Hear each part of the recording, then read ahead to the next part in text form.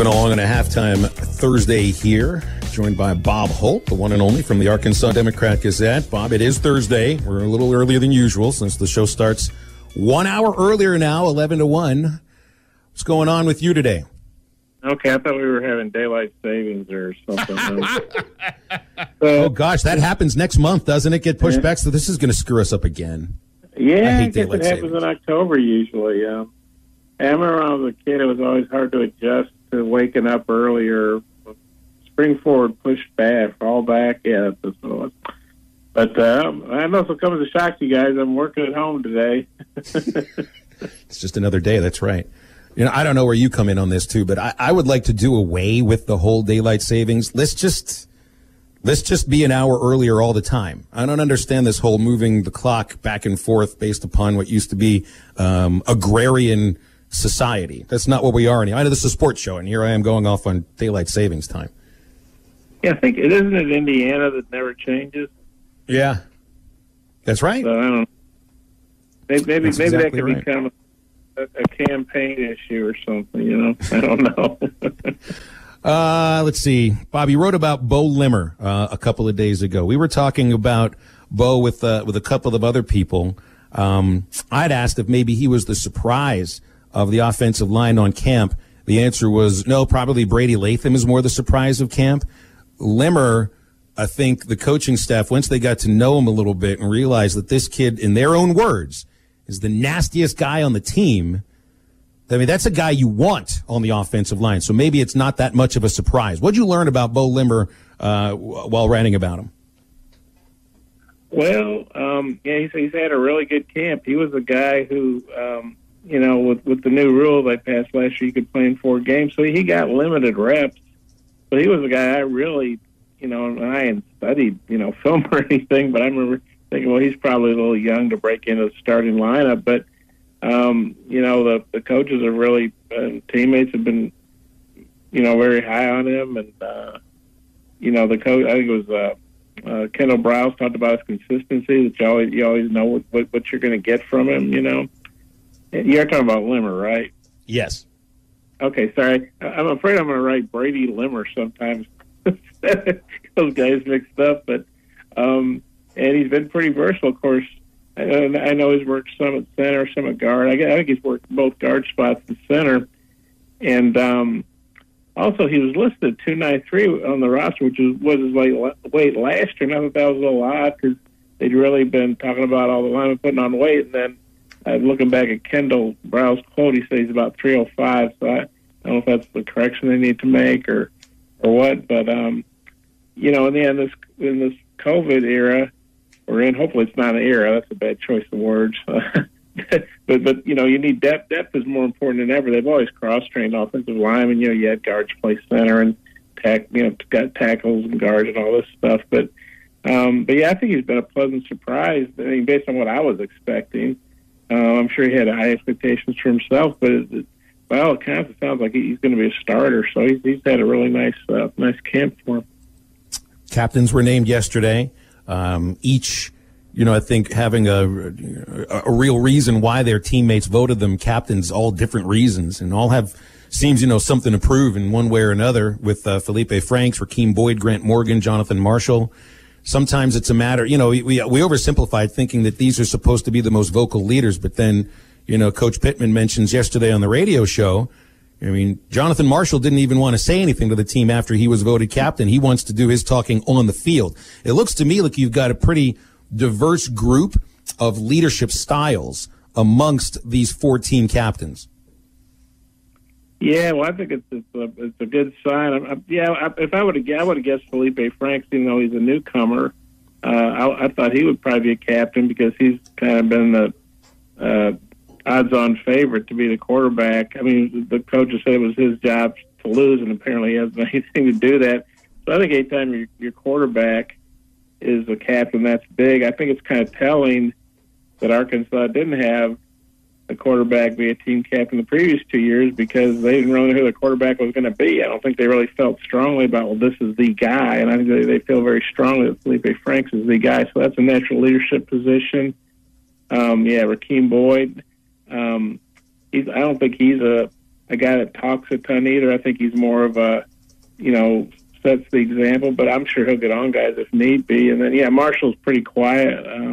It was funny what Sam said about him. And then, Morgan's the exact opposite. He says a lot of stuff. So I think it's a good mixture. You wouldn't want to have 4 quiet guys, even if they were very well respected in the locker room. And maybe you don't need to have 4 guys that say a whole lot. But I think you have a good mixture. You obviously have 2 defense, 2 offense. That's what you want. But, I think it looks like a pretty good group to me. And obviously those are the guys that their teammates, feel strongly about and respect a lot. Speaking to Bob Holt here on Halftime, Bob, I want to get your thoughts real quick on the Big Ten returning to action with the 8-week schedule. I mean, they left themselves little to no room for error if a COVID outbreaks happen or need to postpone a game for whatever reason. But now with the Big Ten returning, does this make this college football season as a whole more legitimate? And I say that just because we've thrown around the phrase like an asterisk champion of what the 3 power conferences that we're still going to play. Is it more legitimate now with the Big Ten playing? I think it probably is, although I didn't think, like a playoff would be a joke or whatever. You shouldn't have the Big Ten. I mean, obviously Ohio State's been a big time playoff team and won a title, I think in 2014. The Pac-12, all due respect, great states, great universities. I mean, I was looking this up the other day. I think in 6 years before playoff teams, that's 24, I think. You've had 1 Pac-12 team. Washington was in the playoff and got beat by Alabama, I think, in the semis. So, and of course, they have a lot more. I mean, the pandemic's enough to worry about. Now, West, they're dealing with these terrible wildfires. So, I saw where they're going to try to. It sounds like they want to try to play 2 now. I just don't know about with the air quality and stuff out there. I don't know. But I think it legitimizes the season more, but I don't think it was going to be like an illegitimate season as a term, because you look at, SEC and Clemson have really been the power brokers for the most part in college football lately. So if it would have been, Ohio State's a national title contender. Big Ten's got other good teams, obviously, but,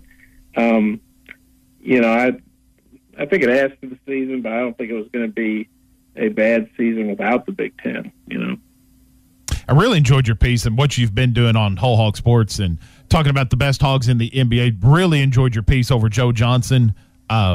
Just one of those NBA guys and one of those just legendary basketball players that, I mean, he might have regressed talently, but he's still one of the most productive basketball players in the world when he did it in the NBA. He did it in the big 3-on-3 league that was happening, and then here recently in the basketball tournament. So I really enjoyed what you wrote about him. So what's next for Joe Johnson? Is there a return in the NBA on the horizon? Is he ready to call it a career yet? I don't think he's done playing. He said that after the TBT, I don't want to say BTV, after the basketball tournament, he said some teams reached out to him, wasn't specific, but indicated, they'd like him to maybe, have tryouts for next season. I'm a little surprised somebody didn't add him for the bubble because, somebody else pointed this out to me that the bubble is in Orlando. There's a perfect situation for older players. I mean, Joe obviously keeps himself in great shape, but you don't have to travel. I mean, what wears players out more than anything, probably besides playing, obviously, but traveling, getting into cities at 3 a.m. and getting to hotels at 4 a.m. and all this. But I still think he can play. Darrell Walker said he should be on a roster right now, and Joe indicated, he might have an option with an NBA team. He talked about going overseas and playing. I mean, I can see him, going overseas and being a great player. Or he said also there are teams that are talking to him about coaching and scouting. So he's going to be doing something with basketball. I think that's safe to say. And if he wants to play, I think there's going to be some team in the world that wants Joe Johnson. Bob, before we let you go, did you see baseball commissioner Rob Manfred said that he's in favor of expanded baseball playoffs? Now, I don't know if that necessarily means that we're going to have this format in the future where you have 8 teams in each league get there, which I think is just an absolutely horrendous idea. If you want to expand the playoffs, what you're doing is you're devaluing the regular season to the point where teams won't try to compete in the regular season the way that they usually do. I hate the idea of further expanding the baseball playoffs any more than they were. What do you think? Yeah, I think if we got back to normalcy, I mean, of course, I'm old school. You know, the Tigers and the Cardinals both winning the pennant or whatever. The Pirates and the Yankees both winning the pennant. I think, you know, with all the teams, let's face it, we don't have 8-team leagues anymore. But yeah, I think if you make baseball playoffs like hockey or the NBA, like you say, you really are devaluing the regular season. And you know, and even though you may get a home field advantage, although that's not going to happen this year, obviously, in baseball.